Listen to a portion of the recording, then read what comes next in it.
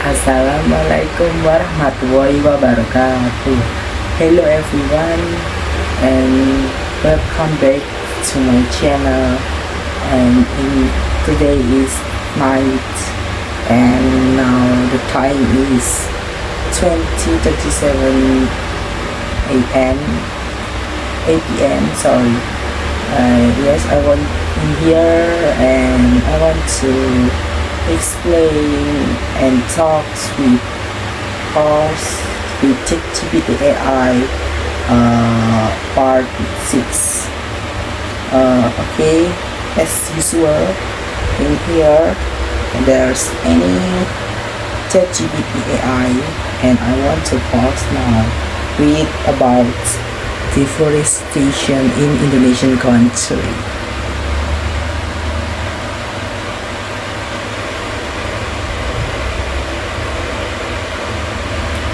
Hello,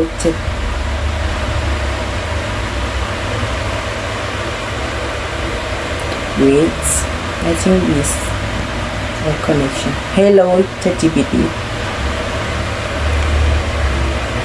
Hello, ChatGPT. Hello. Hello, how's it going? Okay, everything is better. I am better today.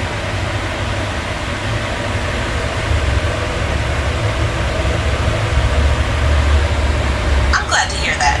Anything special making your day better? Yes, it's everything is better, but I want to talk about something with you.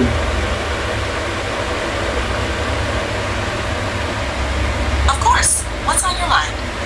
Okay, I want to talks about with you about deforestation in Indonesia.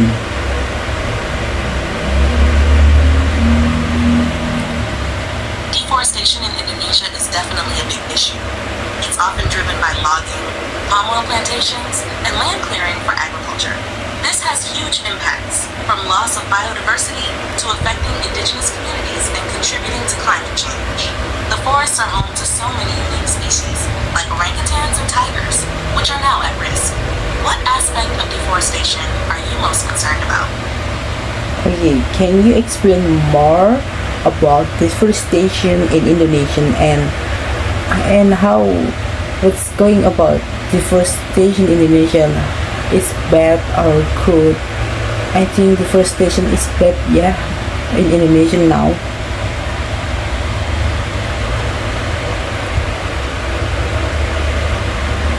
It's largely seen as a negative problem because of the severe environmental and social impacts it causes. Let me break it down a bit more.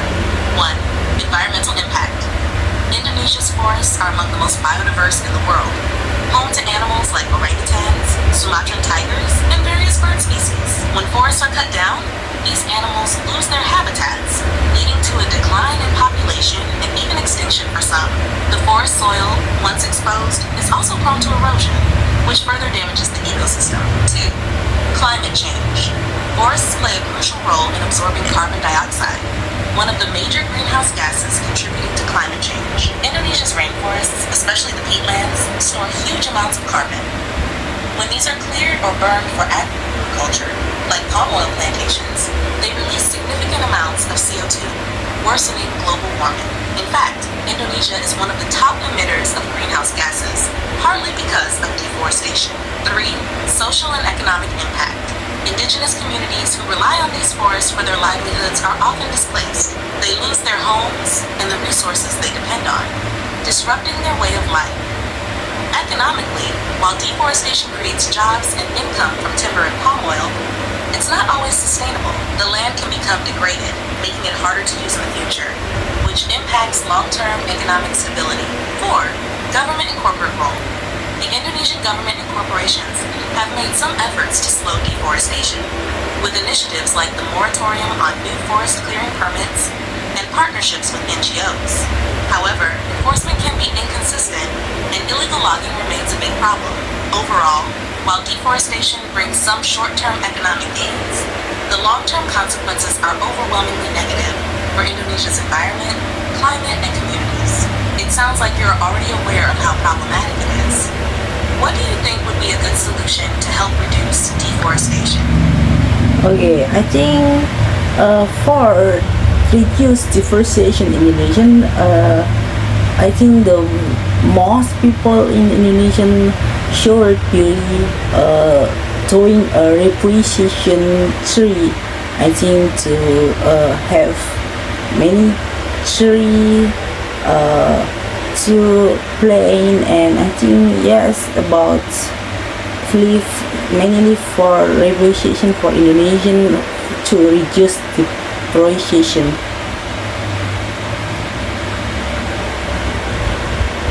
You're absolutely right.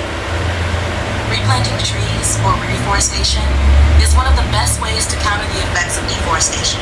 It not only helps to restore lost habitats for wildlife, but also brings back essential ecosystem functions, like carbon absorption and soil protection.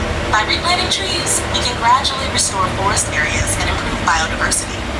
Your idea of a repopulation effort with a focus on planting a variety of native trees is crucial. Diversifying the types of trees is important because it strengthens the ecosystem, making it more resilient to pests, diseases, and environmental changes. Native trees support local wildlife, ensuring a balanced ecosystem. For Indonesia, this kind of reforestation program could also be a step towards sustainable economic growth. Planting trees that can be harvested sustainably, like certain types of fruit or hardwood trees, could provide an ongoing income for communities, reducing the economic pressure to clear more land.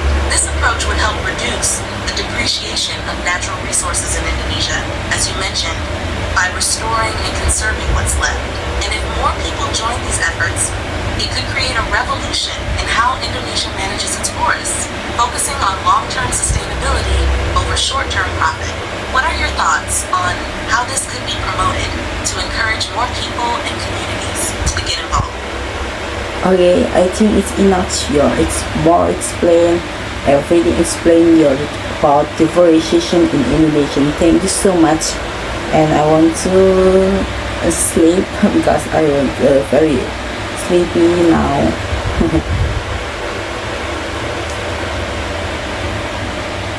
You're very welcome. I'm glad I could help explain everything. Get a good night's sleep and rest well. If you want to chat more about this or anything else, I'll be here. Good night. Okay, good night. Thank you.